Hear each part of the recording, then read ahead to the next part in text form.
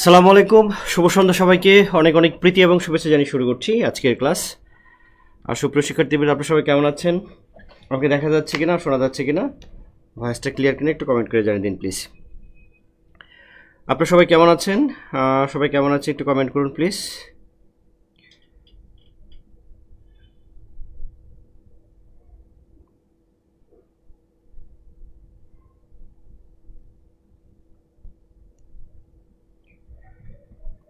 কে কোথা থেকে দেখছেন, কে কোথা থেকে দেখছেন একটু কমেন্ট করুন প্লিজ। হ্যাঁ,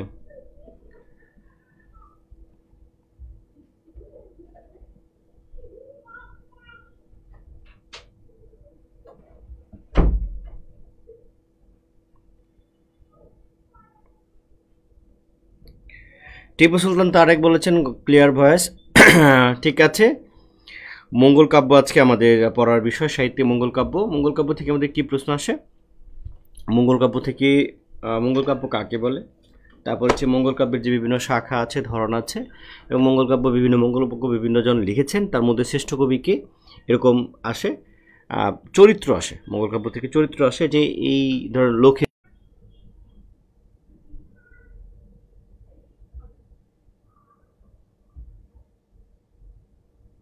এখন মনে ঠিক হয়েছে।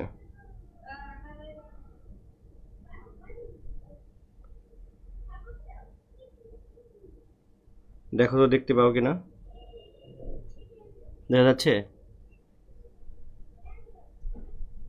ফেসবুকে কোনো একটা প্রবলেম ছিল নাকি?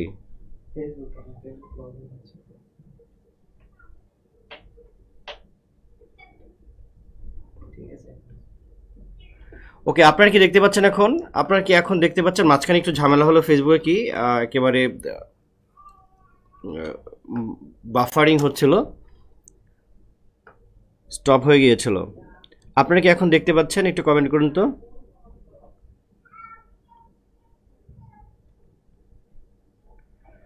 ওকে, কেউ একজন কমেন্ট করেছেন যে সরকার পরিবর্তনের সাথে সিলেবাস পরিবর্তন হওয়ার কোনো সম্ভাবনা আছে কি? সরকার পরিবর্তন, সে সিলেবাস কি আর পরিবর্তন হবে? মুক্তিযুদ্ধ তো সবারই একই। এটা এটা হয়তো চেঞ্জ হওয়ার চান্স নাই আমার যতটুকু ধারণা। আর চান্স হলে খুব সিলি চান্স, মানে চেঞ্জ হতে হবে। আর এটা সিলেবাস চেঞ্জ হওয়া মানে সব কিছু কি চেঞ্জ হবে? হবে না। আপনার আপনার মতো করে পড়তে থাকুন, কোনো অসুবিধা নেই। ওকে, তো আমরা সরাসরি পড়াশোনা চলে যাই। যে মঙ্গল কাব্য যেটা বলছিলাম, যে মঙ্গল কাব্য বা সব কিছু রাজনৈতিক পট পরিবর্তনের সাথে সাহিত্যের একটা পরিবর্তন ঘটে। তো সাহিত্যের সেই পরিবর্তনটা কীরকম? যে আমরা জানি যে 1204 খ্রিস্টাব্দে ইকতিয়ারউদ্দিন মোহাম্মদ বখতিয়ার খিলজি তিনি এই ভারতবর্ষ, এই অঞ্চলে এসে, বাংলায় এসে তিনি মুসলিম সাহিত্য, মুসলিম ধর্মের অর্থাৎ ইসলাম ধর্মের প্রচার করেছিলেন। তো সেখানে এসে দেখা গেল যে ইসলাম ধর্মের যে সাম্য এবং উদারতা, সেখানে সকল মানে মানুষের সমান অধিকার, কোনো উচ্চ নিচু কোনো ভেদাভেদ নেই। কিন্তু ওই সময়ের যে হিন্দু যারা ছিল, হিন্দুদের মধ্যে দিয়ে এই যে জাতপাতের যে বিষয়গুলো ছিল, ব্রাহ্মণ, তারপর হচ্ছে ক্ষত্রিয়, ও তারপরে বৈশ্য এবং শূদ্র, এদের মধ্যে যে প্রচুর ভেদাভেদ ছিল, এবং সমাজে নিম্ন শ্রেণী যারা ছিল শূদ্র, তাদের কোনো আসলে ওই অর্থে কোনো মানবিক কোনো অধিকারই তাদের ছিল না। ধরাধরি ছোঁয়াছুঁয়ের অনেক প্রবলেম ছিল। তো এই ব্যাপারগুলোর কারণে দলে দলে মানুষ, ওই সময়ের মানুষ, নিম্নবর্ণের হিন্দু যারা আছে, তারা ইসলাম ধর্ম গ্রহণ করা শুরু করলো। তো এরকম যখন ধর্ম মানে শুরু করলো, ইসলাম ধর্ম শুরু করলো, তখন এই যারা আছে, মানে হিন্দু কবি সাহিত্যিক যারা আছেন, তারা অনুভব করলেন যে এই যারা অনার্য জাতি আছে, যেসব অনার্য যেগুলো ছিল, এরা যে মুসলিম ধর্ম গ্রহণ করা শুরু করলো, তখন তারা চিন্তা করলো যে এই ধর্মের প্রতি যে মোহটা আছে, ইসলাম ধর্মের প্রতি এই অনার্যদের, নিম্নবর্ণের হিন্দুদের, এইখান থেকে কিভাবে ওদেরকে মুক্ত করা যায়, এই জন্য তারা এমন কিছু কাব্য লেখার চেষ্টা করলেন, এবং এমন কিছু দেবদেবীর পূজার কথা তিনি বললেন, যেগুলো হচ্ছে লৌকিক, যেগুলো হচ্ছে অনার্য দেবী। যেমন এক দেবী হচ্ছে সাপের দেবী, তারপরে হচ্ছে পশুর দেবী, এরকম বিভিন্ন দেবদেবীর সম্পর্কিত কাব্য রচনা শুরু করা হলো, যাতে বোঝানো হয় যে না, এখানেও কিন্তু দেবতারাও কিন্তু একেবারে সাধারণ মানুষ, এবং সেই দেবতারা সেই স্বর্গে হয়তো কোনো একটা দেবতা সেই মর্তে এসে একেবারে বেদ হয়ে যাচ্ছে, অর্থাৎ পশু শিকার করছে এবং সাধারণ মানুষের সাথে একটা সংশ্লিষ্টতার একটা ব্যাপারের জন্য মানে সংশ্লিষ্টতা আছে, এই জন্য যাতে বলতে পারে যে যারা হিন্দু ধর্মাবলম্বীরা আছে যে না আমাদেরও এরকম আছে, এই লৌকিক দেবী আছে, দেবতা আছে, মানুষের এরকম মূল্যায়ন আছে বা মানুষকে মূল্যায়ন করার একটা প্রচেষ্টা ছিল। এইটা মনে করেছেন অনেক কি বলে যারা বই লেখেন আর কি বলে গবেষণা করেন বা সাহিত্যের ইতিহাস লেখেন, তারা এটা মনে করেছিলেন। সবাই হয়তো এই মত পোষণ করেন নাই।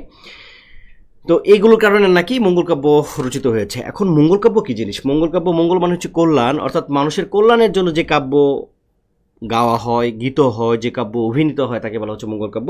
তাছাড়াও অনেকে অনেক কিছু বলেছেন যে এক মঙ্গলবারে কাব্যটা শুরু হয়, আরেক মঙ্গলবারে শেষ হয়, এই জন্য মঙ্গল কাব্য বলা হয়েছে। আরেকজনে বলেছেন যে মঙ্গল নামের একটা সুর আছে, সেই সুরেই কাব্যগুলো গাওয়া হয়, এই জন্য এগুলো হচ্ছে একটা এটাকে মঙ্গল কাব্য বলা হচ্ছে। তো মঙ্গল কাব্য মূলত একটা কাহিনী কাব্য। কী কাব্য? মঙ্গল কাব্য মূলত হচ্ছে কাহিনী কাব্য। কী কাব্য? কাহিনী কাব্য। এগুলো হচ্ছে কাহিনী থাকবে, মানে আধুনিক যুগের উপন্যাস আমরা বলতে পারি। মঙ্গল কাব্যকে বলতে পারি যে আধুনিক যুগের উপন্যাস। আধুনিক যুগের যে উপন্যাসগুলো আছে, আধুনিক যুগের যে উপন্যাস যেখানে কাহিনী থাকে, চরিত্র থাকে, ঘটনা থাকে, এইগুলো হচ্ছে মধ্যযুগের। এই মঙ্গল কাব্যগুলো আধুনিক যুগের উপন্যাসের সাথে তুলনীয়। তো সেখানে কাব্যের মধ্যে কী থাকবে? কাহিনী থাকবে, ঘটনা থাকবে, এবং এই কাব্যগুলো কিন্তু গাওয়া হতো, মঞ্চের মধ্যে পরিবেশন করতে হতো, নেচে গিয়ে কাহিনীগুলো বলা হতো। তো এরকমভাবে অনেক কিছু বলা আছে, এক একজন এক এক কথা বলেছেন। তবে এইটুকু এখানে ইম্পর্টেন্ট যে সব দেবদেবীরা ছিল অনার্য দেবদেবী। অনার্যদের দেবদেবী, অনার্য মানে হচ্ছে একেবারে যারা ওই যে নমশূদ্র বা শূদ্র যারা আছে এদের দেবদেবী ছিল এটা, ঠিক আছে। তারপরে হচ্ছে এইখানে অনেক কিছু বলা আছে, তুর্কি আক্রমণের কথা বলা আছে, ব্রাহ্মণ্য সমাজ, এই আমি যে কথাগুলো বলেছি এতক্ষণ এই কথাগুলো বলা আছে। মঙ্গল কাব্যের বৈশিষ্ট্যটা কি? মঙ্গল কাব্যের বৈশিষ্ট্য কি সেটা সেই সম্পর্কিত এখানে কি বলা আছে দেখেন, যে সকবিরা স্বপ্নে আদিষ্ট হয়ে কাব্য রচনায় নিয়োগ করেন। অর্থাৎ যে কবি এটা লিখছেন সে কবি স্বপ্নে আদিষ্ট হয়েছে, তাকে বলা হচ্ছে যে তুমি এই কাব্যটা লেখো, এরকম। তো এখানকার যে সর্বসিদ্ধিতা গণেশ পিতামাতা রাজাদের স্তুতির মাধ্যমে কাহিনী শুরু হয়ে যায়। রাজাদের অর্থাৎ ওই সকল কবিরা যে রাজার সভাকবি ছিলেন কিংবা যে রাজার অনুমতিতে লিখেছেন বা যে রাজার আনুকূল্যে লিখেছেন, সেই রাজার একটা স্তুতি থাকতো, একটা প্রশংসা থাকতো, মানে বর্তমান সময়ে যেটাকে বলি তেল দেওয়া, এরকম ছিল। কাব্যের নায়ক প্রথমে স্বর্গত থাকে, সেখান থেকে সে সাপগ্রস্ত, সে দেবতা থাকে, স্বর্গে থাকে, সেখানে সাপগ্রস্ত হয়ে সে সাপ মানে অভিশাপগ্রস্ত হয়ে সে পৃথিবীতে আসে, এরকম কাহিনী। তারপর হচ্ছে মর্তে সে সাধারণ মানুষের মতো আচরণ করে, অর্থাৎ একেবারে সাধারণ মানুষের মতো সে আচরণ করবে, তাকে কখনো দেখে মনে হবে না সে কোনো দেবতা। তারপরে যে সাধারণ জনগণের মধ্যে দেবীর পূজার প্রচার শুরু হলে তার আবার ওই যে সাপগ্রস্ত ছিল সেখানে আবার সে স্বর্গে চলে যায়। এরকম মোটামুটি যে বৈশিষ্ট্যগুলো দেওয়া আছে, বৈশিষ্ট্যগুলো এখানে দেওয়া আছে, আপনারা এই বৈশিষ্ট্যগুলো পড়বেন। এবং এগুলো নর্মালি হচ্ছে পয়ার ছন্দ এবং ত্রিপদী ছন্দে, মধ্যযুগের মেন ছন্দ যেগুলো আছে সেই ছন্দগুলোতে রচিত হয়েছে। সেটার কাহিনী, দুঃখের কাহিনী আছে, 12 মাসির গান আছে, 34 আছে, নারীর প্রতি নিন্দা আছে, রন্ধনশিল্প আছে। এই ব্যাপারগুলো কমন, এবং সমকালীন ধর্ম, রাষ্ট্রচিন্তা, এই ব্যাপারগুলো আছে। এবং এগুলো পাঁচালী ধরনের মঞ্চে উপস্থাপন করা হতো। এগুলো তো আমি বলেছি নেচে গিয়ে উপস্থাপন করা হতো এগুলো, হ্যাঁ। তো মঙ্গল কাব্যের শ্রেণী বা ধারা, এটা পরীক্ষা ইম্পর্টেন্ট, যে মঙ্গল কাব্যের শ্রেণী বা ধারা কয়টি? মঙ্গল কাব্যের শ্রেণী বা ধারা হচ্ছে দুইটি, মনে রাখতে হবে। মঙ্গল কাব্যের শ্রেণী বা ধারা হচ্ছে দুইটা। একটা হচ্ছে লৌকিক। লৌকিক মানে হচ্ছে যেটা একেবারে সমাজে প্রচলিত গল্পগুলো, সমাজে প্রচলিত, সেটা হচ্ছে লৌকিক। লৌকিক মানে হচ্ছে লোকযোগ একলোক, অর্থাৎ মানুষের মুখে মুখে প্রচলিত যেগুলো আছে, গাথা, যে গল্প, কবিতা, যে গল্প কিংবা কাহিনী বা যেসব ঘটনাগুলো আছে, এগুলোকে বলা হচ্ছে লৌকিক শ্রেণী। এই লৌকিক শ্রেণীর মধ্যে আমরা দেখি এটাকে লোকায়ত বলা হয়, এটাকে আবার খাঁটি মঙ্গল কাব্য বলা হয়। এর মধ্যে হচ্ছে মনসামঙ্গল, ভেরি ভেরি ইম্পর্টেন্ট, মনসামঙ্গলটা অনেক বেশি ইম্পর্টেন্ট, চণ্ডীমঙ্গল এই দুটো বেশি ইম্পর্টেন্ট। তারপরে কালিকা মঙ্গল, শারদা মঙ্গল, শিবমঙ্গল, শীতলা মঙ্গল, রায়মঙ্গল, ষষ্ঠীমঙ্গল, সূর্যমঙ্গল, এগুলো হচ্ছে লৌকিক শ্রেণীর। আরেকটা হচ্ছে পৌরাণিক। পৌরাণিক মানে হচ্ছে ধর্মকেন্দ্রিক, মানে ধর্মটাকে প্রাধান্য দেওয়া হচ্ছে। এখানে ধর্মটা মানে এখানকার যে কাহিনীটা আছে এটা হচ্ছে মানুষের মুখে মুখে, এটাও ধর্ম, কিন্তু এইখানকার যেগুলো আছে এগুলোর মধ্যে একটু আপার লেভেলের, মানুষের মুখে মুখে প্রচলিত না, একটু ধর্মকেন্দ্রিক, একটু পুস্তক কেন্দ্রিক, বই কেন্দ্রিক এই টাইপের। তো ওইগুলোর মধ্যে আছে অন্নদা মঙ্গল, গৌরী মঙ্গল, ভবানী মঙ্গল, দুর্গা মঙ্গল, কমলা মঙ্গল, গঙ্গা মঙ্গল, চণ্ডিকা মঙ্গল। এগুলো হচ্ছে লোক লোক লোক মানুষ যারা আছে বা যারা লোকশ্রেণী আছে কিংবা গ্রামীণ মানুষ যেগুলো আছে এগুলোর মুখে মুখে এগুলো প্রচলিত তেমন একটা ছিল না। এই জন্য এগুলোকে বলা হচ্ছে পৌরাণিক শ্রেণী, অর্থাৎ ধর্ম, পুরাণ যা আছে সে ধর্মকেন্দ্রিক। এগুলো ধর্ম, কিন্তু এগুলো অনেকটা মানুষের মুখে মুখে প্রচলিত ছিল। তাহলে এইখান থেকে যেটা আসতে পারে যে মনসা মঙ্গল কী টাইপের মঙ্গল কাব্য, এটা লৌকিক শ্রেণীর। চণ্ডীমঙ্গল ইম্পর্টেন্ট। তারপরে এখান থেকে শারদা মঙ্গল হয়তো আসতে পারে। যে কটা মনে রাখা যায় মনে রাখবেন। তারপরে হচ্ছে আর বিশুদ্ধ পুরাণ কেন্দ্রিক কোনটা, এই কথাটা আসতে বিশুদ্ধ পুরাণ কেন্দ্রিক হচ্ছে পৌরাণিক, আর হচ্ছে লৌকিকটা হচ্ছে লোকায়ত শ্রেণী বা এটাকে খাঁটি মঙ্গল কাব্য বলা হচ্ছে। তাহলে খাঁটি মঙ্গল কাব্য কোনটা বলা হচ্ছে এটা বলা মানে আসতে পারে। এবং যতটা পারেন এখান থেকে একটু কষ্ট করে যদি মনে রাখেন আমার মনে হয় খারাপ হবে না। হ্যাঁ, তারপরে যাচ্ছি মঙ্গল কাব্যের শাখা। এখন মঙ্গল কাব্যটা যদি আমি করি যে কয়টা শাখায় সে প্রভাবিত হয়েছে, এখানে মানে পৌরাণিক কিংবা পৌরাণিক বা লোকায়ত ওই দৃষ্টিকোণ থেকে না, এর মধ্যে 3টা শাখা পাওয়া যাচ্ছে। একটা হচ্ছে মনসা মঙ্গল, আরেকটা হচ্ছে চণ্ডী মঙ্গল, আরেকটা হচ্ছে অন্নদা মঙ্গল। এই 3টা শাখায় প্রধান শাখা। মানে এরকম হয় না, ধরেন আমার এই ইন্দো ইউরোপীয় ভাষা থেকে যে বাংলা ভাষাটা আসলো অনেকগুলো শাখায় প্রভাবিত হয়েছে, অনেকগুলো হয়েছে। এখন আমি যদি আপনার বলি যে এই ইন্দো ইউরোপীয় থেকে বাংলা ভাষায় যে আসছে মেইন শাখাগুলো বলেন, তখন হয়তো আপনি করে বলবেন 1টা 2টা 3টা 4টা এরকম হয়তো ভাষার নাম বলবে যে এই ভাষা থেকে এই রূপান্তরে আসছে। তাহলে আমি যদি টোটাল মঙ্গল কাব্যটা বলি, যে এটা শাখাটা যদি বলি, তাহলে মেইন কয়টা? মেইন হচ্ছে 3টা, যেটা আমরা মোটামুটি পড়ি বা সব জায়গায় আলোচিত হয়। একটা হচ্ছে মনসা মঙ্গল, আর একটা হচ্ছে চণ্ডী মঙ্গল, আর একটা হচ্ছে অন্নদা মঙ্গল। মনসা মঙ্গল হচ্ছে দেবী যে মনসা আছে, চণ্ডী মঙ্গল হচ্ছে দেবী যে চণ্ডী আছে, আর অন্নদা মঙ্গল হচ্ছে দেবী যে অন্নদা আছে। এই 3জনকে নিয়ে। তো এইটা পরীক্ষায় আসতে পারে যে সবচেয়ে প্রাচীনতম অর্থাৎ পুরাতন মানে কাব্য কোনটা, মঙ্গল কাব্য কোনটা, সেটা হচ্ছে মনসা মঙ্গল, অর্থাৎ সাপের দেবী। আমরা জানি যে সাপের দেবী হচ্ছে মনসা, এটা মোটামুটি যারা হিন্দু মুসলিম নির্বিশেষে আমরা এটা জানি। তারপর হচ্ছে মাঝখানেরটা হচ্ছে চণ্ডী মঙ্গল, আর তুলনামূলকভাবে আধুনিক হচ্ছে অন্নদা মঙ্গল। আমরা জানি অন্নদা মঙ্গল লিখেছিলেন আমাদের খুব গুরুত্বপূর্ণ কবি ভারতচন্দ্র রায়গুণাকার। ভারতচন্দ্র রায়গুণাকার হচ্ছে মধ্যযুগের শেষ কবি, তিনি এইটা লিখেছিলেন। তাহলে তুলনামূলক আধুনিক হচ্ছে অন্নদা মঙ্গল, এই কথাটা আসতে পারে। আর সবচেয়ে পুরাতনটা হচ্ছে মনসা মঙ্গল। তো মঙ্গল কাব্যের অংশ, অর্থাৎ একটা কাব্য যে আমি লিখবো, এটা ভূমিকা, উপসংহার এরকম যে অংশ থাকে বা পরিচ্ছেদ বা অধ্যায় থাকে, তাহলে সেই অধ্যায় বা পরিচ্ছেদ কিভাবে ভাগ করা থাকে? প্রথমে একটা বন্দনা থাকে, কে বন্দনা করা হয়, মানে যার দেবীকে বন্দনা করা হয়। তারপর হচ্ছে প্রশংসা করা হয় হচ্ছে যার আনুকূল্যে কাব্যটা লেখা হয়েছে, এরকম আত্মপরিচয় মানে নিজের পরিচয় দেওয়া হয়। তারপর একটা দেবখণ্ড, উপরে মানে কোন দেবতা থেকে সে আসছিল ওইখানকার ঘটনাটা দেওয়া থাকে। মর্তখণ্ড মানে পৃথিবীর যে খণ্ড, এখানের যে মেইন যে পার্ট এটা হচ্ছে মর্তখণ্ড। মর্তখণ্ডই মূলত আমরা পড়ি। মর্তখণ্ড হচ্ছে মূল যে কাহিনীটা আছে, এটা হচ্ছে মর্তখণ্ডের কাহিনী। তারপর হচ্ছে শ্রুতিফল। শ্রুতিফল বলতে তারা মর্তখণ্ডে এখানে আসার কাহিনী হচ্ছে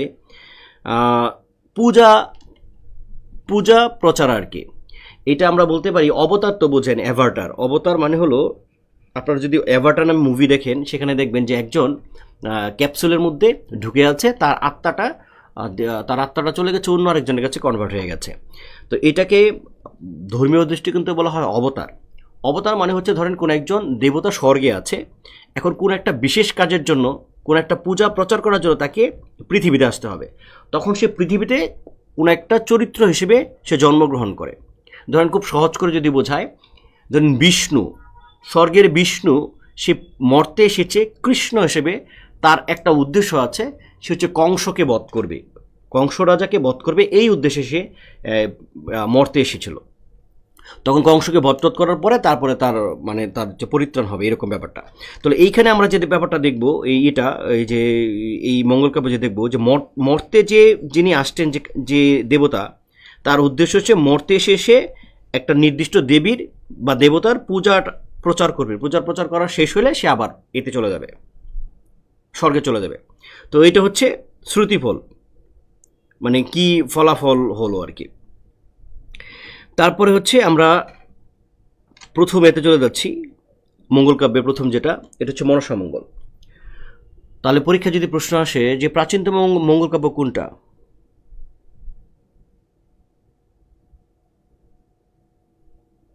প্রাচীনতম মঙ্গল কাব্য কোনটা, এটা পরীক্ষায় প্রশ্ন আসতে পারে। তো প্রাচীনতম মঙ্গল কাব্য হচ্ছে মনসা মঙ্গল।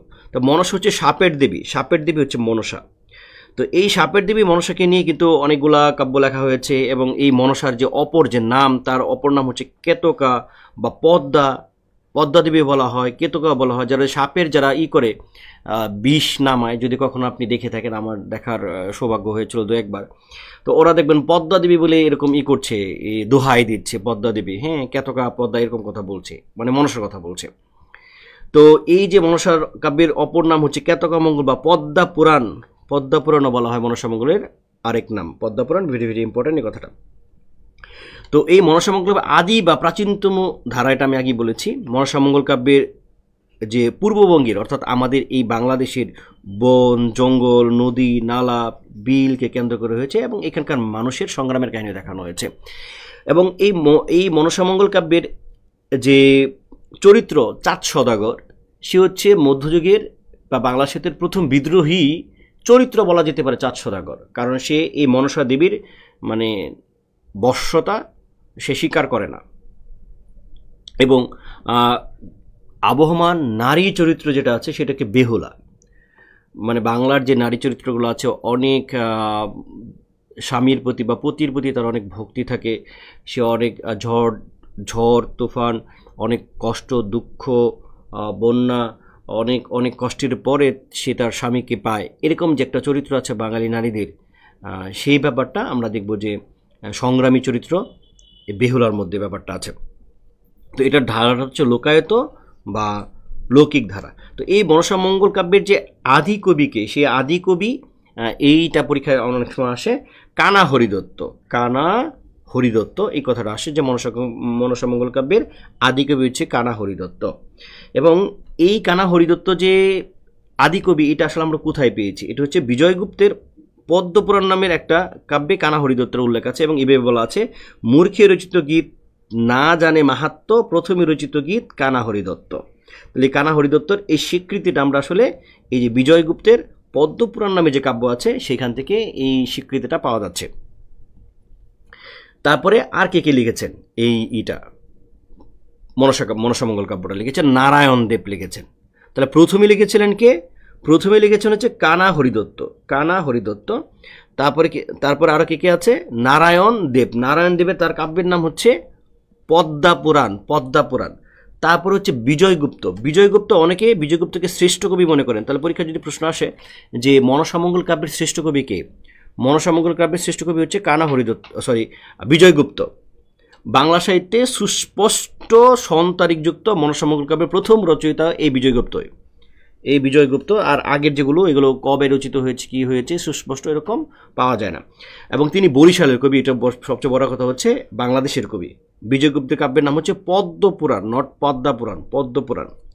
বিপ্রদাস পিপিলায়, এই কথাটা ইম্পর্টেন্ট। মনসা বিজয় নামে তার একটা কাব্য আছে মনসা বিজয়, পরীক্ষা এটা আসবে যে মনসা বিজয় কে লিখেছেন। মনসা বিজয় হচ্ছে বিপ্রদাস পিপিলায়, ইম্পর্টেন্ট।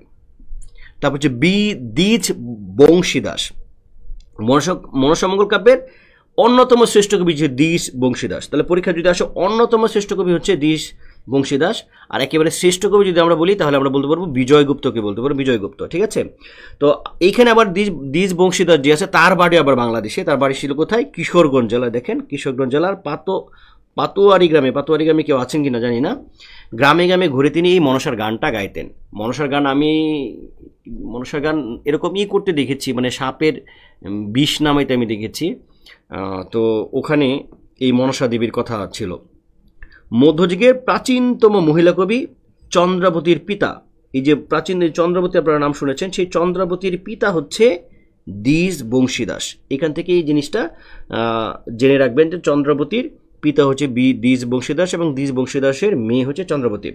অন্যান্য কবি যারা আছেন সেটা হচ্ছে কেতকা দাস, তারপরে কেতকা দাস, ক্ষেমানন্দ এবং ক্ষেমানন্দ। তারপরে এখানে আর একটা জিনিস বাইশা, মনসা মঙ্গল কাব্যের জনপ্রিয়তার জন্য বিভিন্ন কবির কাব্য হতে বিভিন্ন অংশ সংগ্রহ করে একটা সংকলন তৈরি করা হয়েছিল। সেই সংকলনের নাম হচ্ছে বাইশা বা 22 কবির মনসা মঙ্গল বা 22 কবি, এরকম নানানভাবে অভিহিত করা হয়েছে। তাহলে 22-এর সাথে সম্পর্কিত হচ্ছে মনসা মঙ্গল। পরীক্ষা যদি আসে যে 22-এর সাথে সম্পর্কিত কি, 22-এর সাথে সম্পর্কিত হচ্ছে মনসা মঙ্গল, এবং পরীক্ষা যদি আসে যে 22টা কি, তাহলে 22টা হলো এই যে যারা আছে মনসা মঙ্গল কাব্য যারা লিখেছেন তাদের কাছ থেকে বিভিন্ন জায়গা থেকে বিভিন্ন গুরুত্বপূর্ণ অংশ এনে একটা সংকলন তৈরি করেছিলেন, সেটাকে বলা হচ্ছে 22।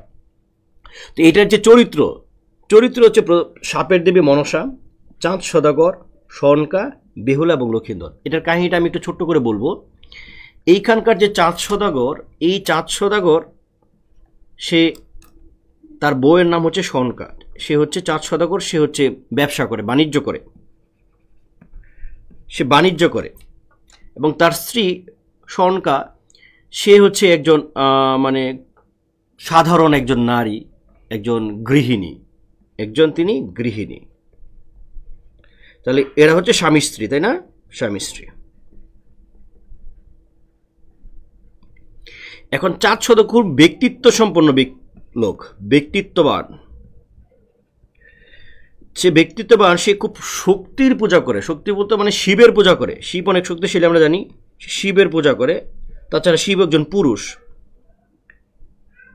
সে একজন পুরুষ মানুষের পূজা করে।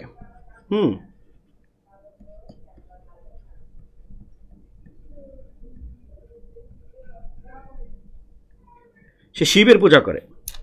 তা তার যে স্ত্রী সনকা, সে আবার মনসার পূজা করে।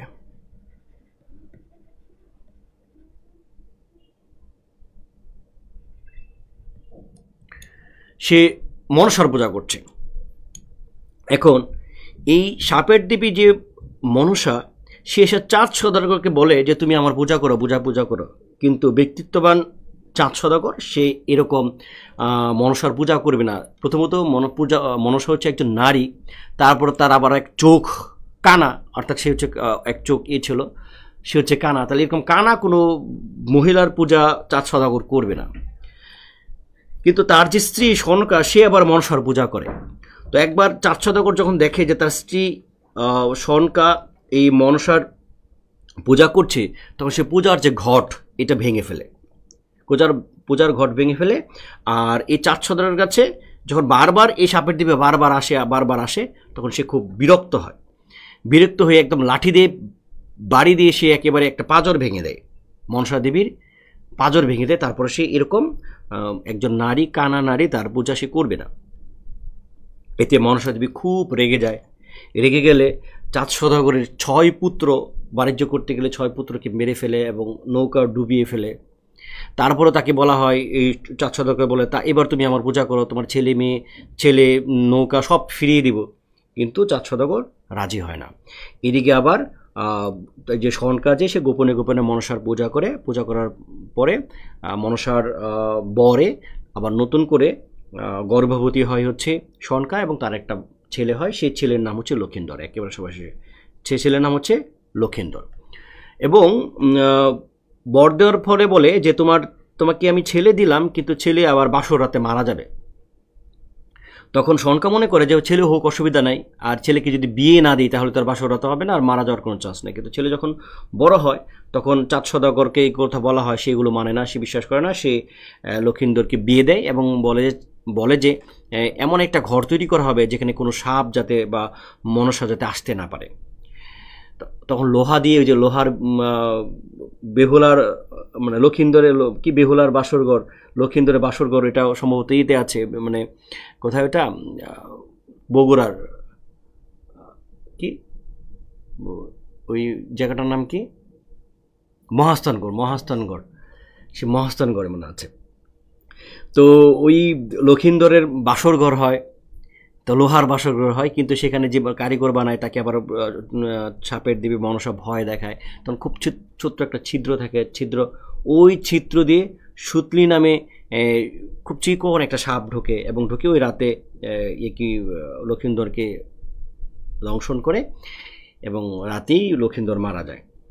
তারপরে আগে সাপে কাটা রোগীদেরকে না পুড়িয়ে এরকম ভেলা বানিয়ে পানিতে ভাসিয়ে দেওয়া হতো। তো ভেলা বানিয়ে যখন পানিতে ভাসিয়ে দেওয়া হয়, তখন এই যে বেহুলা, সে তার স্বামীর সাথে এই ভেলা দিয়ে যেতে থাকে এবং সে যেহেতু অনেক সুন্দরী থাকে, বেহুলা অনেক সুন্দরী থাকে, এই জন্য পথে ঘাটে তার ব্যাপক সমস্যা হয় এবং সে একদম ভাসতে ভাসতে একেবারে সেই কৈলাস পর্বতের পাশে গিয়ে সে তার দেবতাদের সাথে দেখা হয় এবং দেবতাদেরকে সে দেবতাদের কাছে বলে যে সে যেন করে তার স্বামীর জীবন ফিরিয়ে দেয়।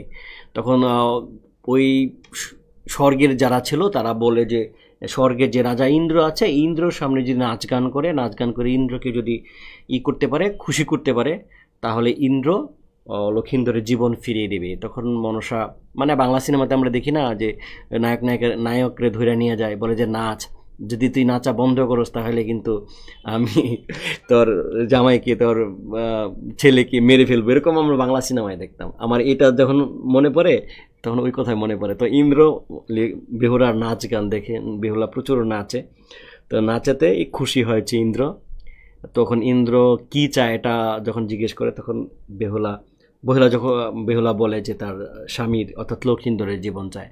তখন ইন্দ্র বলে যে এটা তো আমি জীবন ফিরিয়ে দিতে পারবো না, এটা আসলে মনসা ফিরিয়ে দিতে পারবে। তখন মনসা আসে, মনসা আসলে তাদের একটা দেন দরবার হয়। দেন দরবারটা হচ্ছে এরকম, মনসা বলে যে ওই 4 সওদাগর যদি মনসার পূজা করে তাহলে সে সব কিছু ফিরিয়ে দিবে।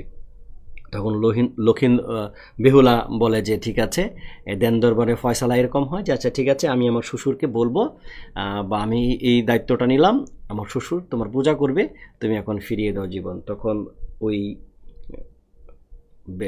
কি বলে লক্ষিন্দরের জীবন ফিরিয়ে দেওয়া হয়।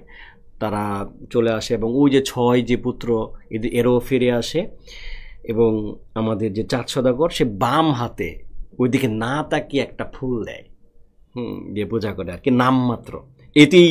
এতেই সাপের দেবী মনসা মহা খুশি যে 4 সওদাগর তার পূজা করেছে, তাও বাম হাতে ফুল দেয়, ওইদিকে না তাকিয়ে, এরকম একটা অবস্থা। এইটা হচ্ছে কাহিনী। তো এইখানকার যে চরিত্রটা আছে 4 সওদাগর, এইটা খুবই প্রতিবাদী চরিত্র এবং খুব ব্যক্তিত্ব সম্পন্ন একটা চরিত্র। তো পরীক্ষায় যদি কখনো প্রশ্ন আসে যে মধ্যযুগের প্রতিবাদী চরিত্র বা ব্যক্তিত্ব সম্পন্ন চরিত্র হচ্ছে কে, সেটা 4 সওদাগর খুবই। আর যদি নারী চরিত্রের কথা বলে তাহলে আপনারা উত্তর করবেন হচ্ছে বেহুলা। বেহুলা খুবই সংগ্রামশীল নারী চরিত্রের প্রতিনিধি হচ্ছে বেহুলা। এই ছিল আমাদের মোটামুটি মনসামঙ্গল। তাহলে মনসামঙ্গল থেকে প্রথম কবি হচ্ছে কানা হরিদত্ত, শ্রেষ্ঠ হচ্ছে বিজয়গুপ্ত। এই ব্যাপারগুলো বিপ্রদাস পিপিলায় তিনি লিখেছেন হচ্ছে মনসা বিজয়। এরকম কে কী লিখেছেন এই ব্যাপারগুলো যদি জানেন এবং এই চরিত্র নামগুলো যদি জানেন তাহলে আপনাদের মনসামঙ্গল থেকে যে প্রশ্ন আসবে সেটা পারা যাবে। এবং মনসামঙ্গল হচ্ছে লোকায়ত ধারার বা লোকজ ধারার বা লৌকিক ধারার একটা কাব্য।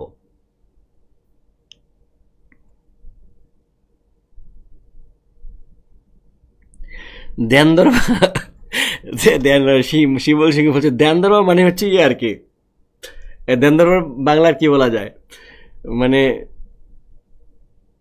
দর কষাকষি করে আর কি, যে এই করলেই পাওয়া যাবে। তাহলে মনসার একটাই শর্ত ছিল যে তার পূজা করতে হবে, সওদাগর যদি তার পূজা করে তাহলে তাকে ফেরত দেওয়া হবে, এরকম আর কি। মানে আমি আমার মতো করে সহজ করে বোঝালাম আর কি দেন দরবার।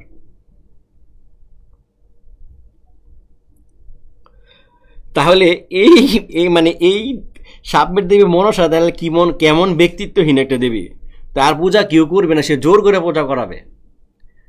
হ্যাঁ,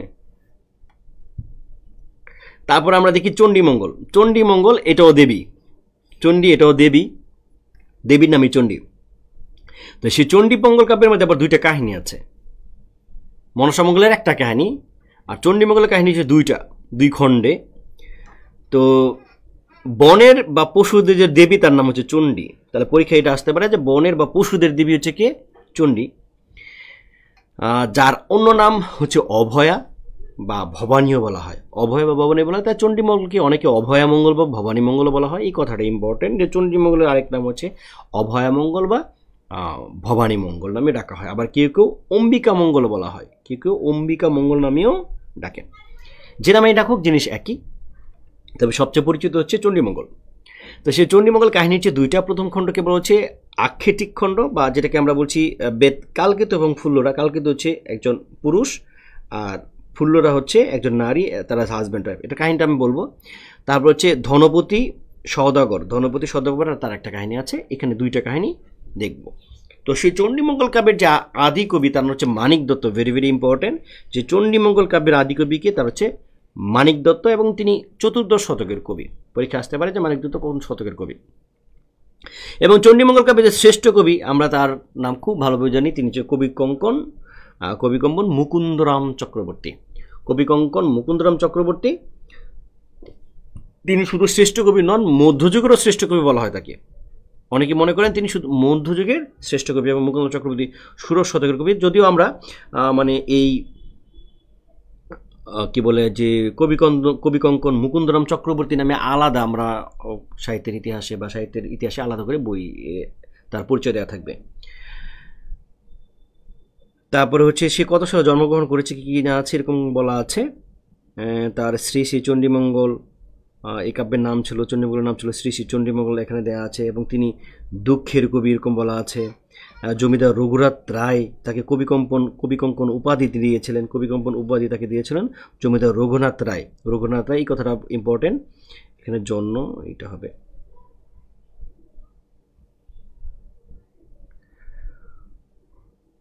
এখন এইখানকার যে কাহিনীটা আছে, এই দুইটা কাহিনী আমরা দেখি।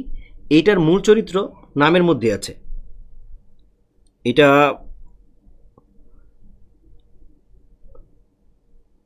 চণ্ডীমঙ্গল থেকে আমাদের দুইটা জিনিস ইম্পর্টেন্ট, একটা হচ্ছে এটার আদি কবিকে মানিক দত্ত এবং শ্রেষ্ঠ কবি হচ্ছে মুকুন্দরাম চক্রবর্তী।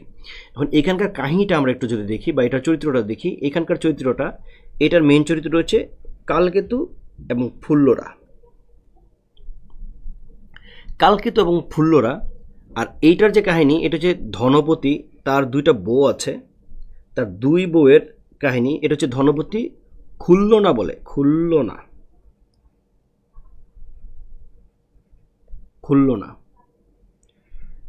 এই ধনপতি এবং খুল্লনা, এই তাদের একটা কাহিনী আছে। দুইটা কাহিনী আমি খুব সংক্ষেপে বলি, যেহেতু কাহিনীগুলো অনেক বড় বড়, সংক্ষেপে বলি। প্রথম হচ্ছে কালকেতু এবং ফুল্লরা যে কাহিনীটা আছে, এই কাহিনীটা আমরা বলি। দেবী চণ্ডী তার পূজা প্রচার করতে হবে, এই জন্য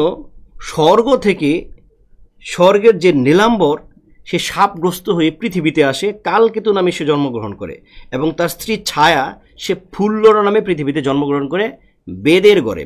বেদ মানে হচ্ছে যারা হচ্ছে পশু শিকার করে জীবিকা নির্বাহ করে, এগুলোকে বলা হচ্ছে বেদ। তো সেই কালকেতু এবং ফুল্লরা, কালকেতুর বয়স যখন 11 তখন সে বিবাহ করে, ফুল্লরাকে বিয়ে করে এবং তাদের সুখের সংসার। তাদের পেশাটা হচ্ছে, কালকেতু হচ্ছে বনে পশু শিকার করে। সে কী করে? বনে পশু শিকার করে। শিকার করার পরে এই পশুর যে মাংসগুলো আছে, এগুলো ফুল্লরা আবার বাজারে বিক্রি করে, সেগুলো বাজারে বিক্রি করে। এখন এই কালকেতুর যে বর্ণনা দেওয়া হয়েছে, কালকেতু বিশাল একদম মানে বাহুবলী টাইপের কিছু একটা, এমন অনেক শক্তিশালী, শক্তিমত্তার অধিকারী, এবং বনের পশুরা দেখে তাকে খুব ভয় পায় এবং প্রচুর পশু সে শিকার করছে, সব পশু সে শিকার করে ফেলছে। তখন ওই বনের যে পশুদের যে দেবী চণ্ডীর কাছে সে বিচার দেয় যে আমার কাহিনীটা এরকম ছিল, শুনো শুনো রায়, মাঙ্গিয়ে বিদায়, ছাড়িব তোমার বোন, নারীগণ সঙ্গে থাকল লীলা রঙ্গে, না করো বাজ বিচার। মানে ওই বনের রাজা সিংহের কাছে এদের কাছে বিচার দেয় আর কি। তো তখন ওই দেবী শরণাপন্ন হলে দেবী মায়াজাল বিস্তার করে। মায়াজাল বিস্তার করলে সব পশু গিয়ে এক জায়গায় লুকায় থাকে, মায়ার মধ্যে লুকায় থাকে। আর আমাদের যে কালকেতু, সে এই পশুদেরকে আর দেখতে পায় না। 3 দিন 4 দিন হয়ে যায়, কিন্তু কোনো শিকার করতে পারছে না কালকেতু। এখন যেহেতু শিকার করতে পারছে না, তার জীবিকা নির্বাহ করে এই বনের পশু শিকার করে, সে খুব মন খারাপ করে আবারও শিকারে যায়। শিকারে গিয়ে দেখে একটা স্বর্ণ গধিকা, মানে একটা সোনালি গুইসাপ। এখন নর্মালি তো সে আমাদের কালকেতু কিন্তু গুইসাপ শিকার করে না, গুইসাপ তো আসলে ওই অর্থে শিকার করার মতো কিছু না। তখন 3-4 দিন সে না খেয়ে থাকার মতো অবস্থা, মানে কালকেতু এবং ফুল্লরা দুজনে উপোস করছে। তখন সে চিন্তা করলো যে এই গুইসাপটাকে ধরে নিয়ে যায়, এইটা পুড়িয়ে উপরের চামড়া ফেলে তারপর এটা খাওয়া যাবে। তো কালকেতু যেই কথা, গুইসাপটাকে নিয়ে বাসায় আসে। বাসায় আসলে এটা দেখে ফুল্লরা তো আবারও দেখে মানে সে খুব কষ্টই পায় বলা চলে, এবং বলে যে ঘরে কোনো চাল নেই। আর কালকেতু ফুল্লরাকে বললে যে তুমি এটাকে পুড়িয়ে উপরে চামড়া ফেলে এটা খাবারের ব্যবস্থা করো, আমরা পেট ভরে খাবো। তখন ফুল্লরা বলে যে ঠিক আছে, ঘরে যেহেতু চাল নেই, দেখি পাশের বাসায় প্রতিবেশীর বাসায় খুদ পাওয়া যায় না, চালের যে গোড়া, এটা হচ্ছে খুদ আর কি, গোড়া মানে মানে ছোটো ছোটো চাল, খুদ তো বোঝেন। সে খুদের জন্য বাইরে যখন যায়, বাইরে গেলে কালকেতু এই যে স্বর্ণ গধিকা বা রূপালী যে গুইসাপ, এই গুইসাপটাকে সে বেঁধে সে বাইরে চলে যায়। তো এই যে গুইসাপটা যে সে নিয়ে আসে, এই গুইসাপটা মেনলি এটা হচ্ছে দেবীচণ্ডী। দেবীচণ্ডী গুইসাপের মানে ধারণ করে আর কি, ছদ্ম বেশ ধারণ করে, বেশ ধারণ করে সে তো কালকেতুর বাড়িতে চলে আসে।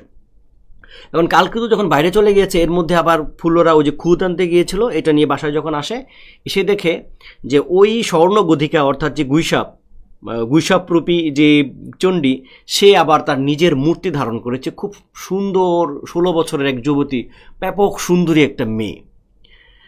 কালকেতু এসে ফুল্লরা সে জিজ্ঞেস করে আপনি কে বা তুমি কে? তখন সে বলে তোমার স্বামী আমাকে নিয়ে এসেছে। বলে তুমি চলে যাও, আমার স্বামীর অবস্থা খুব খারাপ, দেখো আমরা খুব গরিব, আমরা খেতে পারি না, কিছু করতে পারি না, তুমি চলে যাও। কিন্তু ওই যে রূপসী সুরসী যে নারী, খুব সুন্দরী নারী, সে যে যুবতী, সে বলতেছে না আমি এইখানেই থাকবো। তখন কান্না করে, ফুল্লরা কান্না শুরু করে দেয়, সে ভাবে এটা মনে হয় তার সতীন। এই মুহূর্তে যখন আসে, কি বলে, কালকেতু আসে, কালকেতুরে জিজ্ঞেস করে, কালকেতুকে সে এরকম বলে যে পিপিরার পাখাওরে মরিবার তরে কাহার সুরসী কন্যা আনিয়াছ ঘরে। সে এই লাইনটা বলে যে তুমি বলেন ওই যে জানি তো যে পিঁপড়ার পাখা ওঠে মরিবার তরে, তাহলে এই পিঁপড়া মানে হচ্ছে কালকেতুকে বলে আর কি, অর্থাৎ সেই স্বামীকে ব্যাপক ভর্ৎসনা করে, খুব মানে নর্মালি হাজব্যান্ড ওয়াইফরা যা হয় আর কি, এরকম তারা ঝগড়াঝাটি শুরু করে দেয়। তো ঝগড়াঝাটি শুরু করে দিলে তখন ওই দেবী তার নিজের রূপে ফিরে আসে এবং সে বলে যে সে হচ্ছে দেবী, সে কালকেতুর কাছে আসছে, কালকেতু যাতে এখানে একটা রাজ্য স্থাপন করে, সেই রাজ্য স্থাপন করলে এই বন কেটে একটা রাজ্য স্থাপন করে এখানে যেন দেবী চণ্ডীর পূজা সে প্রচার করে। এবং দেবী তখন একটা হাতের আংটি, খুব মহামূল্যবান একটা অঙ্গুরীয় দেয় এবং 7 ঘোড়া মোহর দেয় একে কালকেতুকে। দেওয়ার পরে কালকেতু খুব দ্রুত সেইখানকার বন কেটে এসে একটা রাজ্য প্রতিষ্ঠা করতে চায়, রাজ্য প্রতিষ্ঠা করতে চেষ্টা করে, এবং ওই যে আংটিটা, সেই আংটিটা বিক্রি করতে যায় মুরারিশিল নামে একটা ব্যবসায়ী আছে, এর কাছে যায়। তো ওইটা খুব ধূর্ত একটা চরিত্র, মুরারিশিল, এই চরিত্রটা ইম্পর্টেন্ট। আমি এর মধ্যে আপনাদের পিডিএফ এই কাহিনীগুলো দিয়ে দিব না। মুরারিশিল, হ্যাঁ,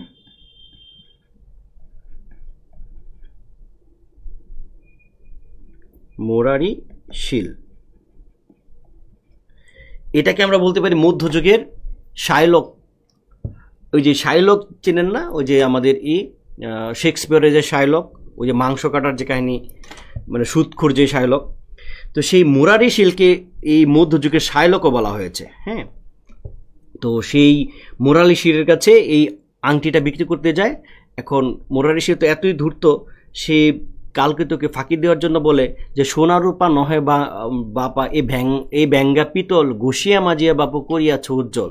বলতেছে এটা কোনো সোনা রূপা কিচ্ছু না, এই আংটিটা এটার কোনো মূল্যবান না, এটা একটা পিতল, তুমি এটা ঘুষিয়ে মাজিয়ে উজ্জ্বল করেছো, তার মানে এটা তুমি কম টাকায় দিয়ে দাও বা এমনিতে দিয়ে দাও, এমন একটা ব্যাপার।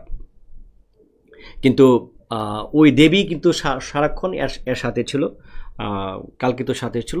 যখনই কালকেতু একটা বিপদে পড়েছে, দেবী সহযোগিতা করেছে। তো দেবীর সহযোগিতায় সেই এই আংটি কিংবা 7 ঘোড়া যে ছিল, মোহর ছিল, এগুলো দিয়ে সে একটা রাজ্য প্রতিষ্ঠা করে।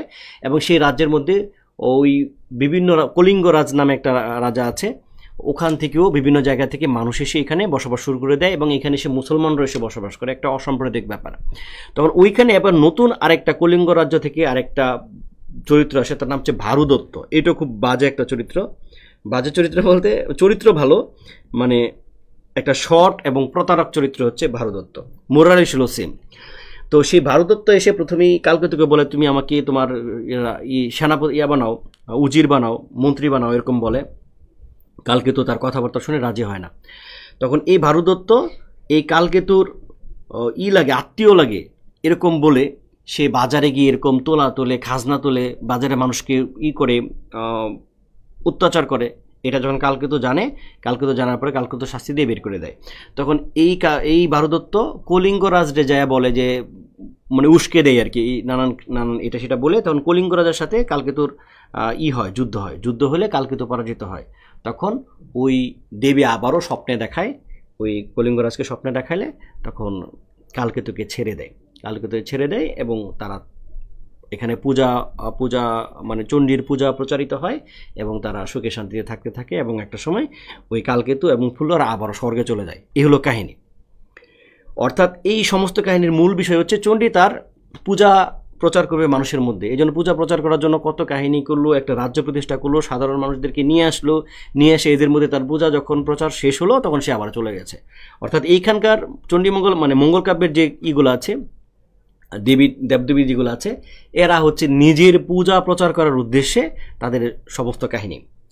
আর এখানে ধনপতির যে কাহিনীটা আছে, এই কাহিনীটা কি বলবো?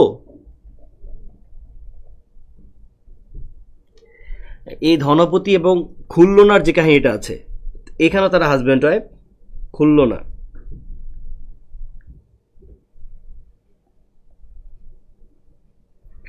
কাহিনীটা বলবো না, কাহিনীটা শীটের মধ্যে দিয়ে দিব।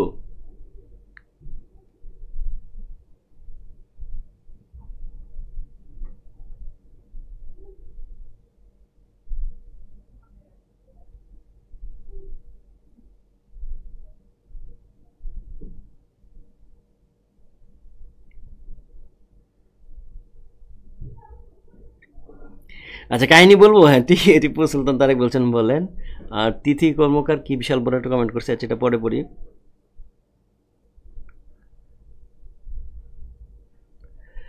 শিবের একনিষ্ঠ ভক্ত, সে যদি মনসা দেবীর পূজা করে তাহলে মনসা দেবীও মরতে দেবী। হ্যাঁ হ্যাঁ, মানে তারও মান সম্মানটা বৃদ্ধি পাবে আর কি। হ্যাঁ, ওকে।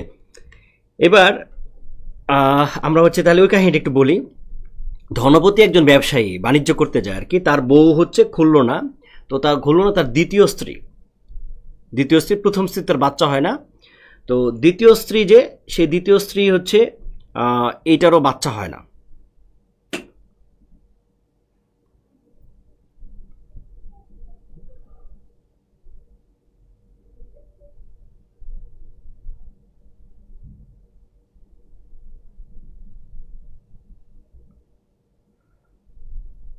গল্প শুনতে ভালো লাগছে। আচ্ছা গল্প শুনতে ভালো লাগছে, ওকে। তো এই খুলনার কি হয় না, সে খুলনার বাচ্চা হয় না। এখন খুলনা এ ধনপতি এতে চলে যায় আর কি, সিংহল রাজ্যে চলে যায়, বাণিজ্য করার জন্য সিংহল রাজ্যে চলে যায়। এখন চলে যাওয়ার পরে এই খুলনার যে প্রথম না, মানে খুলনার যে থাকে, সতীন থাকে, সতীন তাকে খুব জ্বালাতন করে এবং তারে দিয়া ওই যে ছাগল চড়ায়। তো এখন ছাগল চড়াইতে গিয়ে তার ভালোই লাগে। তখন সে বনের মধ্যে দেখে যে কিছু মেয়েরা চণ্ডীর পূজা করছে, মঙ্গলচণ্ডীর পূজা করছে। তখন সেও গিয়ে সে মঙ্গলচণ্ডীর পূজা করতে থাকে। তো পূজা করতে যখন থাকে তখন সে যখন ধনপতি যখন করে থেকে ফিরে আসে, সিংহল থেকে ফিরে আসে, তখন এই পূজা করে দেখে সে পূজার যে ঘট এটাও ভেঙে ফেলে। ওই 4 সদাগরের মতো ধনপতি এবং সেই ওই মনসা মঙ্গলের যে 4 সদাগর, এটা মিল আছে আর কি। সে এই পূজা করতে না করে, তখন সে তার হাজব্যান্ডকে অর্থাৎ ধনপতিকে সে অনেক ভালোবাসে, যেহেতু খুলনা অনেক মান্য করে, এই জন্য সে তার ধনপতিকেও কিছু বলে না। আবার চণ্ডী দেবীকে দুজনের একটা মানে করে আর কি, দুজনকেই সে দুজনের মন রক্ষা করতে চায় আর কি, সে গোপনে গোপনে পূজা করে। তখন সে আবারও যাবে, বাণিজ্যে যাবে। যখন যায় তখন এইদিকে আবার খুলনা সে গর্ভবতী হয়, এর মধ্যেই সে গর্ভবতী হয়ে যায়, খুলনা গর্ভবতী হয়। খুব ছোট করে বলি কাহিনীটা, গর্ভবতী হয়। তো সেই গর্ভবতী হয়ে গেলে তখন এই ধনপতি যখন যাচ্ছে তখন সে দেখে যে একটা পদ্মের মধ্যে একটা মেয়ে, সে একটা আস্ত হস্তি মানে হাতি, সে একবার গিলছে আবার মুখ থেকে বের করে দিচ্ছে। আজব এক কাহিনী। এই কাহিনী গিয়ে যে যখন সে যে ওইখানকার রাজাকে বললে সে এটা কি করে না, বিশ্বাস করে না। প্রথমে সে আগ্রহ বোধ করে যে আচ্ছা তাহলে তুমি আমাকে দেখাও, বলে চলুন আপনাকে দেখায়, এটাকে কমলে কামিনী বলে। এখন সে এসে দেখে যে না, এরকম কোনো ঘটনা নাই। তখন তাকে বন্দি করে ফেলে যে রাজার সাথে মিথ্যা কথা বলেছে। এইদিকে তার যে খুলনা তার ছেলে হয়, হ্যাঁ, শ্রীমন্ত তার নাম, ছেলের নাম হচ্ছে শ্রীমন্ত। তো শ্রীমন্ত বড় হলে যে তার মার কাছ থেকে গল্প শুনে এবং তার বাবাকে উদ্ধার করার জন্য সে এতে যায় আর কি, কি বলে, বাবাকে উদ্ধার করতে সিংহ রাজ্যের দিকে যায়। এখন যাওয়ার পথে সেও ওই একই জিনিস, তার বাবা যে জিনিস দেখেছিল একই জিনিস দেখে। এখন গিয়ে সে আবার সেই রাজাকে বলে যে আমি এমন একটা অদ্ভুত একটা কাহিনী দেখেছি যে একটা নারী একটা আস্ত হস্তি গিলছে, আবার এটা বের করে দিচ্ছে। তখন রাজা তো এরকম কাহিনী আরেকবার শুনেছিল। তখন সে রাজা এত রাগান্বিত হয়, রাজা রাগান্বিত তাকে শুলে চড়াইতে যায়। এখন শুলে চড়াইতে গেলে খুললো না, আবার সে তার চণ্ডীর খুব পূজা করে। তখন চণ্ডী ওই রাজ্যের মধ্যে ভূত প্রেত পিশাচ এগুলো নিয়ে আক্রমণ করার পরে ওই যে রাজা আছে সে বুঝতে পারার পরে এবং রাজাকে ওই দেখানো হয়, ওই যে কমলে কামিনী যে এটা আছে কি বলে যে দৃশ্যটা আছে এটা দেখানো হলে সেটা দেখে। তখন ওই শ্রীমন্ত এবং ওই যে ধনপতিকে মুক্তি দেওয়া হয় এবং ওই রাজা খুশি হয়ে তার মেয়েকে শ্রীমন্তর সাথে কি দেয়, বিয়ে দেয়। এবং ফেরার পথে শ্রীমন্ত আরেকটা রাজাকে এই একই কাহিনী, এই ঘটনাটা দেখায় যে একজন রমণী এরকম একটা হস্তি গিলছে, আবার এটাকে আবার আস্ত বের করছে। তখন ওই শ্রীমন্তকে ওই রাজা খুশি হয়ে তার মেয়েকে বিয়ে দেয়। তো এই শ্রীমন্ত 2টা স্ত্রী নিয়ে তার বাবাকে নিয়ে বাড়িতে আসে। এই গল্পটা খুবই গল্প আর কি, মানে বেশি গাঁজাখুরি গল্প হয়ে গেছে, বেশি মানে না আকর্ষণীয় না। চণ্ডীমঙ্গলের মানে কালকেতু ফুল্লরার কাহিনীটা যেরকম একেবারে বাস্তব হয়ে উঠেছে, একেবারে একটা উপন্যাসের মতো হয়ে উঠেছে, কিন্তু এই ধনপতি খুল্লনার যে কাহিনীটা আছে সেই কাহিনীটা অত বিস্তৃত না এবং অতটা আকর্ষণীয় না। তো এই হলো মোটামুটি আমাদের ধনপতি সওদাগরের কাহিনীটা হচ্ছে এরকম। তো এখন আমরা তো মোটামুটি জানলাম যে এটার কাহিনীটাগুলো কি। তাহলে এইখানে হচ্ছে ধনপতি, খুল্লনা চরিত্র, শ্রীমন্ত চরিত্র, আর এখানে হচ্ছে কালকেতু ফুল্লরা। মেনলি কিন্তু কালকেতু এবং ফুল্লরা যে চরিত্র আছে এইটাই হচ্ছে ইম্পর্টেন্ট আপনাদের পরীক্ষার জন্য। আর এখানে ইম্পর্টেন্ট হচ্ছে চণ্ডীমঙ্গলের যে প্রধান বা শ্রেষ্ঠ কবি যে মুকুন্দরাম চক্রবর্তী, এই কাহিনীটা। ঠিক আছে, ওকে। তারপরে আমরা চলে যাচ্ছি অন্নদামঙ্গল। তো বাংলা সাহিত্যের প্রথম নাগরিক কবি ভারতচন্দ্র রায়গুণাকার। সে মধ্যযুগের শেষ কবিও বলা চলে, আধুনিকতার শেষ নেই, তার মধ্যে প্রচুর আধুনিকতা আছে, মধ্যযুগের শেষ কবি। এবং ভারতচন্দ্র কোন সময়ের কবি এটা বলা আছে, অষ্টাদশ শতকের কবি। এবং এই অন্নদামঙ্গল কাব্যের আবার অনেকগুলো কাহিনী আছে। একটা হচ্ছে শিবনারায়ণ অন্নদামঙ্গল, বিদ্যা সুন্দর কালিকা মঙ্গল, তারপরে হচ্ছে মানসিংহ ভবানন্দ অন্নদামঙ্গলের যে কাহিনী আছে, এইটা হচ্ছে আমাদের ইম্পর্টেন্ট, মানসিংহ ভবানন্দর যে কাহিনীটা আছে। তো এই মানসিংহ ভবানন্দর যে কাহিনীটা আছে এইটাও আপনারা একটা শুনেছেন না, যে আমার সন্তান যেন থাকে দুধে ভাতে। তো অন্নদা সেও তার পূজা প্রচারের জন্য সে একজনের বাড়িতে যায়, গিয়ে দেখে তার 4টা বউ আছে, অনেক ঝগড়াঝাটি করতেছে। তখন মনে করলো যে না, এইখানে সে তার তার পূজা প্রচার করতে পারবে না। তখন অন্নদা হচ্ছে এই ভবানন্দের কাছে যায়। তখন ভবানন্দ এই অন্নদার পূজার যে বিষয়টা আছে এটা দায়িত্ব নিলে এদিক দিয়ে আবার এখানে একটা ঐতিহাসিক একটা ব্যাপার আছে, যে এই মানসিংহ সে একজন সেনাপতি। কাহিনীটা কি বলবো নাকি?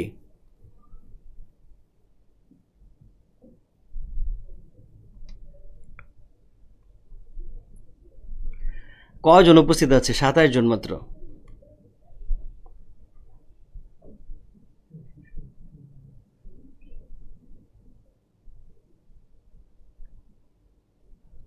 আচ্ছা, এই মানসিংহকে পাঠানো হয় সেনাপতি। এই প্রতাপাদিত্য নামে একজন আছে, রাজা আছে। সে এই মূল যে রাজা আছে সেই রাজার মানছে না, কি বলে, দাসত্ব মানছে না বা তার অধীনস্থতা মানছে না। তাকে শিক্ষা দেওয়ার জন্য মানসিংহকে পাঠানো হয়। তো মানসিংহকে যখন পাঠানো হয় তখন এই মানসিংহকে হেল্প করে হচ্ছে এই ভবানন্দ। তখন এই মানসিংহ বলে যে আমরা আসলে মূল যে রাজা আছে এই মোগল রাজা আর কি, সেই রাজার কাছে তোমাকে নিয়ে যায়, তোমাকে রাজা পুরস্কার দিবে। তখন এই ভবানন্দকে নিয়ে গেলে এই ভবানন্দকে আবার কি করে, রাজা বন্দি করলে তখন ওই অন্নদামঙ্গল মানে যে দেবী আছে সেই দেবী হচ্ছে সেই যে মোগল যে রাজা আছে তার এখানে প্রচুর জাহাঙ্গীর সেই জাহাঙ্গীর মোগল রাজা জাহাঙ্গীর তার রাজ্যের মধ্যে প্রচুর ভূত প্রেত অনেক কিছুর আমদানি করার পরে শেষ পর্যন্ত ওই ভবানন্দকে ছেড়ে দেওয়া হয় এবং ভবানন্দকে সেই যশোরের একটা রাজা বানায় তাকে ফেরত দেওয়া হয়। এটার কাহিনীটাও ছোট একটা কাহিনী, বড় কোনো কাহিনী না এবং অতটা আকর্ষণীয় না। যেটা আকর্ষণীয় যে জিনিসটা গুরুত্বপূর্ণ, এটা অনেক বেশি গুরুত্বপূর্ণ, যে অন্নদা দেবী যখন সেতু মানে পার হতে যায়, মানে খেয়া পার হতে যায়, তখন পাটনি ঈশ্বরী পাটনি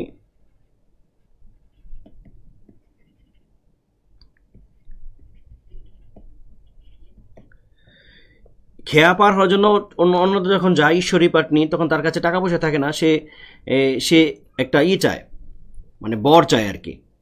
তখন সে বরে সে বলে না যে আমাকে টাকা পয়সা দাও, এই দাও সেই দাও, কিছু চায় না। সে বলছিল আমার সন্তান যেন থাকে দুধে ভাতে। কি বলছিল? আমার সন্তান যেন থাকে দুধে ভাতে। এটা হচ্ছে ঈশ্বর পাটনি এই কথা বলেছিল। কার কাছে চাইছিল? দেবী অন্নদার কাছে চাইছিল। এটা প্রথম দিকের ঘটনা আর কি, এটা আমি এখন বলতেছি আর কি। যে প্রথম হচ্ছে অন্নদা একজনের বাসায় গিয়েছিল, তার 4টা বউ ছিল, ওরা হচ্ছে ঝগড়াঝাটি করছিল। সে মনে করছিল যে ওই লোকে তার পূজা প্রচার করতে পারবে না, তখন সে ভবানন্দর কাছে গিয়েছিল। তো ভবানন্দ যাওয়ার কাছে তার একটা নদী পার হতে হয়। সেই নদীর যে মাঝি, আমরা তাকে বলি ঈশ্বর পাটনি, সেই ঈশ্বর পাটনিকে বলছিল দেবী যখন তার এই দেবী যখন নৌকাতে ওঠে তখন এগুলো স্বর্ণ হয়ে যাচ্ছিল। তো তখন দেবী তার পরিচয় দিলে দেবীর কাছ থেকে দেবী বলছিল যে তুমি একটা বর চাও। তখন সে অন্য নিজের জন্য কোনো কিছু বর চায় নাই, সে তার সন্তানের জন্য একটা বর চাইছিল, যে আমার সন্তান যেন থাকে দুধে ভাতে। মানে আমার দুধে ভাতে থাকা মানে কি, আমার সন্তান যেন খুব ভালো থাকে আর কি।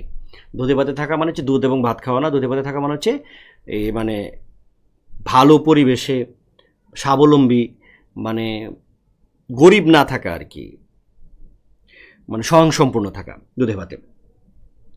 তো এই কাহিনীটাই, এই লাইনটা আসতে পারে যে আমার সন্তান যেন থাকে দুধে ভাতে। এটা কোন কাব্যের? তাহলে এটা হচ্ছে অন্নদামঙ্গল কাব্যের। আর হচ্ছে এই কথাটা কে বলেছিলেন? এটা হচ্ছে ঈশ্বর পাটনি বলেছিলেন। তো এইখান থেকে এই ব্যাপারটা আসতে পারে। এছাড়া আর অন্য কোনো এখানে ইম্পর্টেন্ট তেমন কিছু নেই। তারপর হচ্ছে ধর্মমঙ্গল পুরুষ। এতক্ষণ দেখেন আমরা যে বিভিন্ন পড়েছি সবগুলো হচ্ছে দেবী, অন্নদা দেবী, চণ্ডী দেবী, মনসা দেবী। কিন্তু এই প্রথম আমরা একটা দেবতা পেলাম যে হলো পুরুষ, ধর্ম ঠাকুর। সে হচ্ছে পুরুষ। ধর্ম ঠাকুরের পূজার উদ্দেশ্যে কাব্য লেখা হয়েছিল ধর্মমঙ্গল। এই কাব্যের আবার 2টি কাহিনী আছে, একটা রাজা হরিশ্চন্দ্রের কাহিনী, একটা হচ্ছে লাউ সেনের কাহিনী চাইলে আপনারা যে চাই আপনার ইয়াতে দিয়ে দিতে পারবো। এবং এই ধর্মমঙ্গল আদি কবি হচ্ছে ময়ূর ভট্ট, এইটুকু জানলেই হবে। এবং শ্রেষ্ঠ কবি হচ্ছে ঘনারাম চক্রবর্তী। তাহলে আদি কবি ধর্মমঙ্গল আদি কবিকে এবং শ্রেষ্ঠ কবিকে। আর এই লাউ সেনের কাহিনী কোন মঙ্গলের মধ্যে আছে? ধর্মমঙ্গলের মধ্যে আছে। হরিশ্চন্দ্রের কাহিনী কোন মঙ্গলের মধ্যে? ধর্মমঙ্গলের মধ্যে আছে। এই জিনিসটা জানলে হবে। কালিকা মঙ্গল, দেবী কালীর মাহাত্ম বর্ণনামূলক যে কাব্য তাকে বলা হচ্ছে কালিকা মঙ্গল। এবং এটার আদি কবি হচ্ছে কবি কঙ্ক, তার জন্মস্থান হচ্ছে কিশোরগঞ্জ। এবং এই ধারাকে আবার বিদ্যাসুন্দর বলা হয়, অন্যতম কবিদের মধ্যে আছে রমাপ্রসাদ সেন, সাবিরিদ খান, তারপর হচ্ছে গোবিন্দ দাস, এটা গোবিন্দ হবে, হ্যাঁ গোবিন্দ দাস, তারপর হচ্ছে রামপ্রসাদ সেন, এরা। এখন একটা ছকের মধ্য দিয়ে আমরা এই ব্যাপারটাকে একটু সামারাইজ করার চেষ্টা করব যে এই অন্নদামঙ্গল কাব্যটা কী কী আমাদের জানা দরকার। প্রথম কথা হচ্ছে আমরা মনসামঙ্গল দেখব। মনসামঙ্গলের কবি কারা কারা মনসামঙ্গল লিখেছেন? কানা হরিদত্ত, বিজয়গুপ্ত, বিপ্রদাস পিপিলায়, দ্বিজ বংশীদাস, কেতকা দাস, ক্ষেমানন্দ, এরা। এবং এই মনসামঙ্গলের প্রথম কবি হচ্ছে কানা হরিদত্ত, শ্রেষ্ঠ কবি হচ্ছে বিজয়গুপ্ত। এবং এই কাব্যের প্রধান চরিত্রগুলো কি? চাঁদ সদাগর, বেহুলা, লক্ষিন্দর এবং মনসা। চণ্ডীমঙ্গলের কবিরা কারা কারা? কবির হচ্ছে মানিক দত্ত, মুকুন্দরাম চক্রবর্তী, দ্বিজ মাধবকে আবার স্বভাব কবি বলা হয়। এই কথাটা একটু পড়বেন যে স্বভাব কবিকে দ্বিজ মাধব। তো এটার প্রথম কবি হচ্ছে মানিক দত্ত, অর্থাৎ চণ্ডীমঙ্গলের প্রথম কবি হচ্ছে মানিক দত্ত। আর হচ্ছে শ্রেষ্ঠ কবি হচ্ছে মুকুন্দরাম চক্রবর্তী। এবং এটার চরিত্রগুলো আছে এই যে কালকেতু, ফুল্লরা, ভারদত্ত, মোরারি শীল, তারপরে ধনবতী, খুলনা। অন্নদামঙ্গলের কবির মধ্যে ভারতচন্দ্র রায় গুণাকার, প্রথম কবিও তিনি, শ্রেষ্ঠ কবিও তিনি। এবং চরিত্রগুলো দেখেন, দেবী অন্নদা, ভবানন্দ, মজুমদার, হরিহর। ওই যে প্রথম যে যার ঘরে গিয়েছিল 4টা বউ আছে, হরিহর। তারপর হচ্ছে সেনাপতি মানসিংহ, জাহাঙ্গীর, চন্দ্রমুখী, পদ্মমুখী, দাশু, বাসু, সাধী, মাধু, এগুলা। তারপর যে ধর্মমঙ্গল কারা লিখেছেন ময়ূর ভট্ট, রূপবান চক্রবর্তী, ঘনরাম চক্রবর্তী, শ্যাম পণ্ডিত, এবং এটার প্রথম কবি হচ্ছে ময়ূর ভট্ট এবং শ্রেষ্ঠ কবি হচ্ছে ঘনরাম চক্রবর্তী। এবং এটার যে কাহিনীটা ছিল সেই কাহিনীটা হচ্ছে হরিশ্চন্দ্র আর হচ্ছে লাউ সেনের কাহিনী। তাহলে মোটামুটি এই ছকটা যদি মোটামুটি আমরা পড়তে পারি, আমাদের এখান থেকে চণ্ডীমঙ্গল থেকে এই মঙ্গলকাব্য থেকে যে প্রশ্নগুলো আসবে এইখান থেকে কমন পড়ার কথা। আর কাহিনী তো মোটামুটি আমি তো বলেছি যে কোনটার মধ্যে কোন কাহিনী আছে, কোন চরিত্রগুলো আছে, বিশেষ করে চরিত্রগুলো এখানে পড়বেন, মনে রাখবেন। ঠিক আছে, তো এই হলো কাহিনী। আমি কাহিনীটা চাইলে আপনারা যদি চান তাহলে আমি এতে অ্যাড করে দিতে পারি। কি বলে, কাহিনীটা কি অ্যাড করে দেব?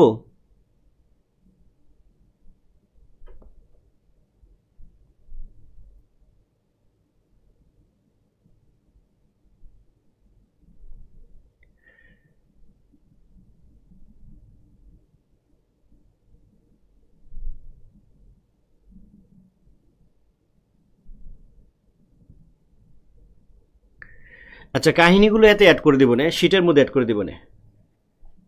আপনাদের যে শিটটা দেওয়া হবে, মানে পিডিএফটা দেওয়া আছে, পিডিএফের মধ্যে কাহিনীগুলো অ্যাড করে দিলে আপনাদের আরও সুবিধা হবে। ঠিক আছে,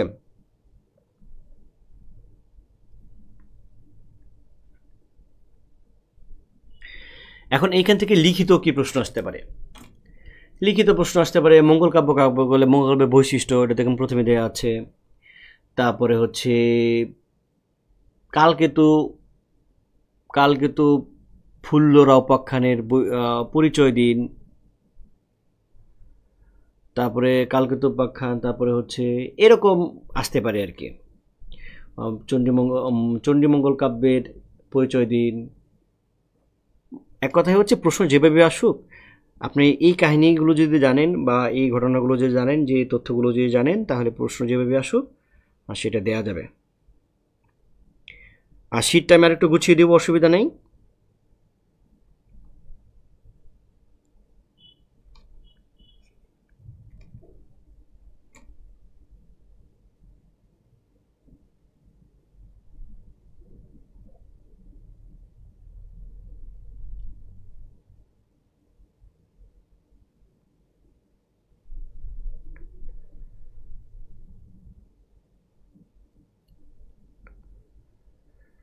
ঠিক আছে, তাহলে অনেক রাত হয়েছে, আপনারা সবাই পড়াশোনা করুন।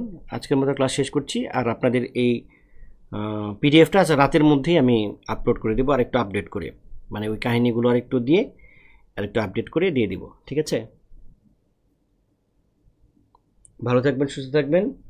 আজকের মতো ক্লাস শেষ করছি। আপনাদের তো মনে সম্ভবত আর কিছু জানারও নেই, কোনো প্রশ্ন থাকলে করতে পারেন।